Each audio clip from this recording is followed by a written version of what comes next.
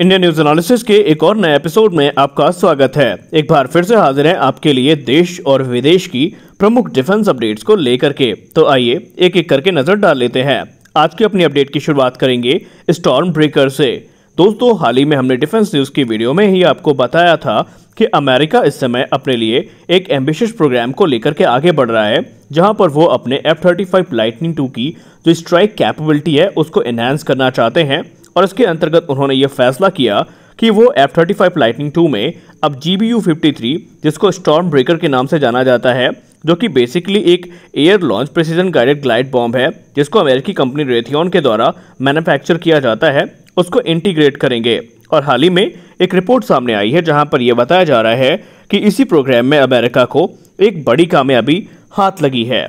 दरअसल storm breaker का जो वेपन रिलीज टेस्ट है उसको सक्सेसफुली अमेरिका के द्वारा कंप्लीट कर लिया गया है, जिसका मतलब है कि अब F-35 लाइटनिंग 2 में इंटीग्रेशन के लिए यह बॉम्ब एक स्टेप और भी नजदीक पहुंच चुका है।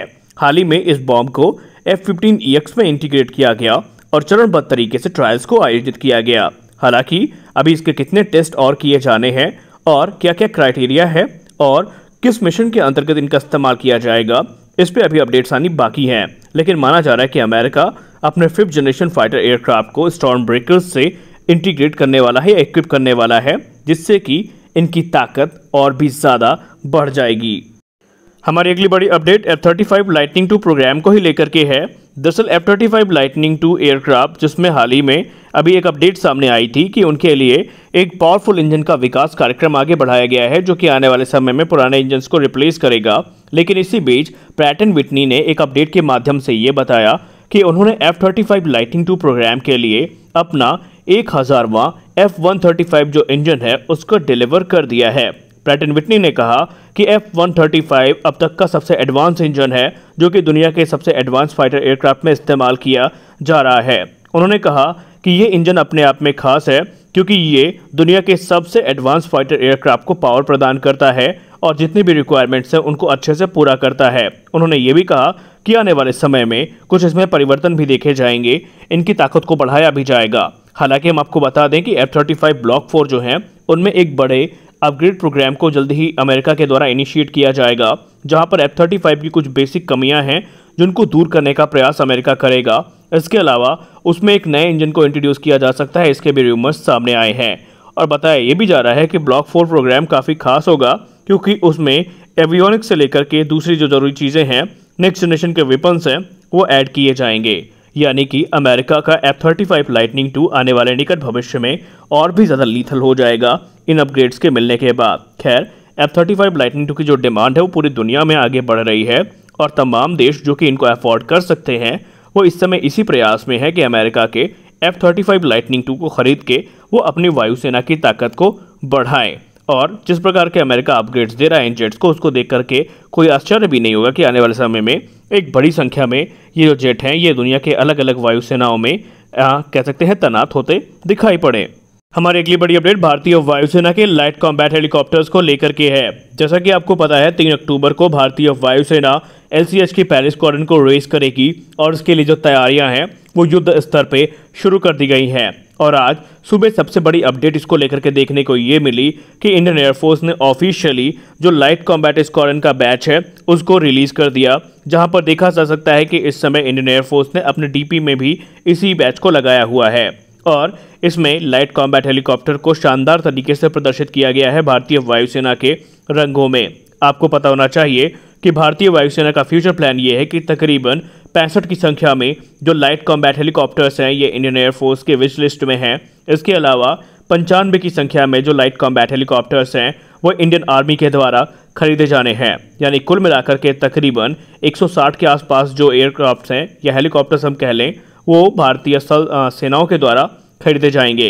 रिपोर्ट्स ये भी क्लेम करती हैं कि इंडियन नेवी भी लाइट कॉम्बैट हेलीकॉप्टर में इंटरेस्टेड है, लेकिन अभी ये नहीं पता कि इंडियन नेवी कितनी संख्या में इनको ऑर्डर करेगी या अभी स्पष्टीकरण इस चीज़ का आना बाकी है कि इंडियन नेवी का प्लान क्या है और कितनी संख्या में वो इन जेट्स को खरीदेंगी। कुल मिलाकर के भारत के चाहे पूर्व सैन्य अधिकारी हों या मौजूदा अधिकारी हों, उनका ये कहना है कि LCH की जो कैपेबिलिटी है वो मैचलेस है और हाई एल्टीट्यूड एरियाज में जितना ज़्यादा इफेक्टिव ये हेलीकॉप्टर हैं एक डिसेंट पेलोड के साथ। वैसे दुनिया का कोई भी हेलीकॉप्टर शायद ही इस कैटेगरी का कैपेबल हो। LCH की ज़रूरत हमें तब महसूस पड़ी जब वर्ष 1999 कारगिल युद्ध में भारतीय वायुसेना का जो अटैक हेलीकॉप्टर का उस समय प्रोक्योरमेंट था वो काफ़ी स्लो था, या हम ये कह लें कि उस समय भारतीय वायुसेना के पास कोई ऐसे अटैक हेलीकॉप्टर नहीं थे जो काफ़ी इफेक्टिवली इतनी ऊंचाई पर जाकर के ऑपरेट किए जा सके। और हम ये कह सकते हैं कि यही वो युद्ध था जिसने LCH प्रोग्राम को बाद में जन्म दिया था। और आज फाइनली भारतीय वायुसेना इसकी पहली स्क्वाड्रन को रेस करने जा रही है। इंडियन आर्मी ने पहले ही इसकी पहली स्क्वाड्रन को रेस कर लिया है। हमारी अगली बड़ी अपडेट पाकिस्तान को लेकर के आ रही है। हाल ही में आपने देखा कि अमेरिकी एडमिनिस्ट्रेशन के द्वारा पाकिस्तान को $450 मिलियन की एक बड़ी रक्षा मदद दी गई, जिसके अंतर्गत उन्होंने स्पेयर पार्ट्स और सपोर्ट इक्विपमेंट्स की खरीद को मंजूरी दी। लेकिन आज पाकिस्तान को एक बड़ा झटका लगा। रेथियन मिसाइल्स एंड डिफेंस, जो कि अमेरिका के इन जेट्स के लिए M120C8 जिसकी रेंज 160 किलोमीटर की है और M120D3 एमरम जिसकी रेंज तकरीबन 200 किलोमीटर प्लस है, उसका निर्माण करती है। और अब माना जा रहा है कि अमेरिका ने पुराने जो एमरम्स के वेरिएंट हैं उनको डिसकंटिन्यू करने का फैसला किया है और अब उनके प्रोडक्शन नहीं किए जाएंगे, जिसका सीधा असर पाकिस्तानी वायुसेना की F-16 फ्लीट पर देखा जाएगा। 2006 की शुरुआत में पाकिस्तानी वायुसेना ने तकरीबन 500 M120C5 एमरम्स का ऑर्डर प्लेस किया था, जिनकी लागत तकरीबन $650 मिलियन की थी। और उस समय पाकिस्तान के लिए ये गेम चेंजर मिसाइल्स थी। लेकिन अब क्योंकि इनका प्रोडक्शन बंद होने वाला है, जिसका मतलब ये है कि अब अमेरिका से इन मिसाइल्स की जो खेप है वो पाकिस्तान नहीं जाएगी। और अमेरिकी एडमिनिस्ट्रेशन ने पहले ही पाकिस्तान को जो मिसाइल्स की रिक्वेस्ट थी उस पर जो है कह सकते हैं एक तरीके से आईना दिखाया था, क्योंकि पाकिस्तान की हरकतें ऐसी थीं। पाकिस्तान ने इसके पूर्व में अमेरिका से कहा था कि वो पाकिस्तान को M120D3 जो मिसाइल्स हैं उनकी डिलीवरी करे, लेकिन अमेरिका ने उसके लिए मना कर दिया। और अभी भी पाकिस्तान C5 मिसाइल्स का ही यहाँ पर कह सकते हैं इस्तेमाल करता है। लेकिन इनके प्रोडक्शन के बंद होने के बाद पाकिस्तानी वायुसेना के जो F-16 की फ्लीट है, हम इन शॉर्ट ये कह सकते हैं कि उनमें बियॉन्ड विजुअल रेंज मिसाइल्स का अकाल पड़ने वाला है, अगर अमेरिका ने आगे चल के अपनी जो लेटेस्ट मिसाइल्स हैं इनकी मंजूरी ना दी तो। हालांकि रिपोर्ट्स ये कहती हैं कि सिर्फ 19 देश ही हैं जो आने वाले समय में फ्यूचर अपग्रेड्स को प्राप्त करेंगी और उनको M120D3 का जो एक्सपोर्ट वेरिएंट है वो ऑफर किया जाएगा। लेकिन पाकिस्तान को ऐसी कोई भी उम्मीद नज़र नहीं आती है, इसीलिए पाकिस्तान ने अब तुर्की का रुख किया है और वो तुर्की से जो उनकी बियॉन्ड विजुअल रेंज मिसाइल्स हैं उनको खरीदने के बारे में विचार कर रहे हैं पाकिस्तान के एडमिनिस्ट्रेशन। अब देखना ये है कि आने वाले समय में क्या पाकिस्तान के F-16 की जो फ्लीट है वो बिना BVR मिसाइल के ही ऑपरेट की जाएगी। अब ये चीज़ें काफ़ी ज़्यादा इंटरेस्टिंग हो रही हैं। हमारी अगली बड़ी अपडेट हिंदुस्तान एरोनॉटिक्स लिमिटेड के combat air teeming system program को लेकर के आ रही है। दोस्तों, combat air teeming system program के अंतर्गत हिंदुस्तान एरोनॉटिक्स लिमिटेड के द्वारा कैट्स वॉरियर, जो कि एक लॉयल विंग मैन है, इसका निर्माण किया जा रहा है। बेसिकली ये एक ड्रोन होगा जो अपने साथ हथियारों को कैरी करने में सक्षम होगा और ये फाइटर एयरक्राफ्ट के साथ उड़ान भरेगा, या हम ये कह लें कि एक मदरशिप जो कि इसको ऑपरेट कर रही होगी ये उसके साथ उड़ान भरेगा और एनिमी के टारगेट्स को डिस्ट्रॉय करेगा।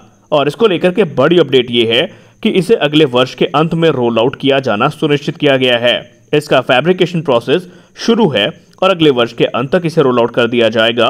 फिर इसके लो स्पीड और हाई स्पीड टैक्सी ट्रायल्स को आयोजित किया जाएगा, फिर इसकी पहली उड़ान को आयोजित किया जाएगा और बाद में इसे प्रोडक्शन फेजेस में उतार दिया जाएगा। इसको एक गेम चेंजर माना जा रहा है और इसको कंट्रोल करने के लिए तेजस का एक मदरशिप भी तैयार किया जाएगा, मदरशिप वेरिएंट, जो कि इन सारे कॉम्बैट एयर टीमिंग सिस्टम्स को कंट्रोल करने की क्षमता के साथ होगा। ये काफ़ी फ्यूचरिस्टिक प्रोग्राम है क्योंकि इनके आने के बाद जो पायलट्स हैं बिना एनिमी लाइन्स को पार किए जो इफेक्टिव स्ट्राइक्स हैं वो करने में सक्षम होंगे। खैर, अभी कैट्स प्रोग्राम को लेकर के और भी इंफॉर्मेशन आने वाली है कुछ ही दिनों में और हम आपको उससे अवगत करवाते रहेंगे। तो फिलहाल की डिफेंस न्यूज़ की वीडियो में बस इतना ही। वीडियो अच्छा लगा तो वीडियो को लाइक करिए, नया है तो सब्सक्राइब करिए। मिलते हैं अपने अगले वीडियो में, तब तक के लिए जय हिंद।